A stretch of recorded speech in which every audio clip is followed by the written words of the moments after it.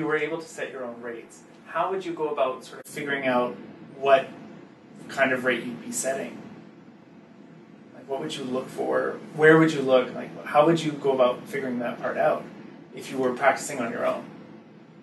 Well, I think it would be a combination both of discussing with other friends I know who do mediate and stuff, and kind of getting a feel for what their rates are, what the market rates are, and stuff like that. And if you're practicing on your own, then I think that might be really all you have as a ballpark.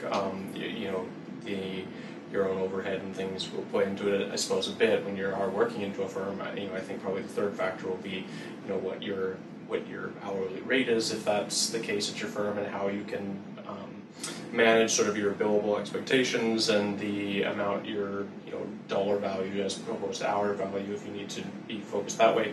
That would be another factor, is what does the firm expect that you'd be getting out of the mediation monetarily and bringing back to the firm as a contribution.